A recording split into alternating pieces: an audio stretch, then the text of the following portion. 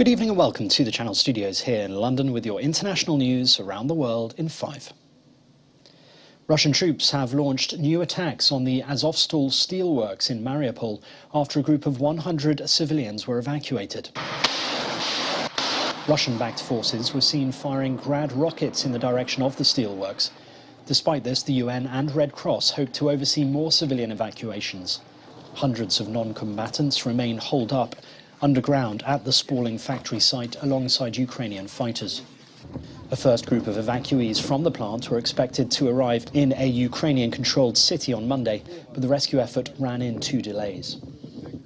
Meanwhile, Russia says it has hit a logistics centre near Ukraine's Odessa that it says was used to deliver foreign weaponry. The Defence Ministry said Russia had struck a military airfield near Ukraine's southwestern city of Odessa with missiles destroying drones, missiles and ammunition supplied to Ukraine by the United States and its European allies. The governor of Odessa did say a rocket strike had hit the Black Sea port city on Monday. A Ukrainian nurse who lost her legs in a landmine explosion has shared an emotional first dance with her husband after getting married in a hospital. Victor, the groom, held his wife Oksana in his arms as they danced on the ward in the western city of Lviv. The moment was caught on camera by a volunteer at the hospital. The 23-year-old lost her legs on the 27th of March as she and Victor were returning home when a mine exploded underneath her. He was not injured, but Oksana lost her legs and 4 fingers on her left hand. Indian and Pakistani Muslims have celebrated Eid al-Fitr with prayers and new clothes to mark the end of the holy fasting month of Ramadan. Muslims across India marked the day in and outside mosques. The community, which makes up 14% of India's 1.4 billion population, is reeling from vilification by hardline Hindu nationalists who have long espoused an anti-Muslim stance. Some leaders of India's ruling Hindu Nationalist Party have tactically supported the violence, while Prime Minister Narendra Modi has so far been silent about it.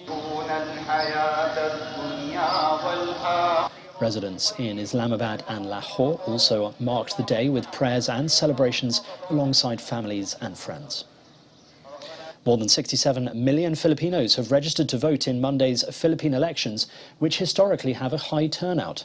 Even though support for the 56-year-old incumbent vice president is high, a recent opinion poll showed Robredo faces an uphill battle with her closest rival, Ferdinand Marcos Jr., maintaining a wide lead ahead. I've always wanted to do more for my fans. Boxing legend Manny Pacquiao is also in the running, but faces doubts about his leadership and commitment as a lawmaker. The 43-year-old announced his candidacy in September last year, declaring his readiness to rise to the challenge of leadership and battle poverty and corruption. The Malian government says it is breaking off all defence agreements with its former colonial ruler, France. It cited multiple violations of its sovereignty by French troops in the country and noted a profound deterioration of the military cooperation with France for some time. Mali also cited the June 2021 decision by France to end joint operations with Malian forces and to pull out troops from the country. And finally, a new exhibition on the world-renowned martial arts master Bruce Lee has been drawing in fans and enthusiasts from across the globe. The Chinese Historical Society of America's We Are Bruce Lee exhibit, which opened in San Francisco's Chinatown, looks at many aspects of the martial arts star's decorated life. It particularly explores Lee's popularity across socioeconomic classes in the US, where he was especially popular in minority communities that were underrepresented elsewhere in popular culture.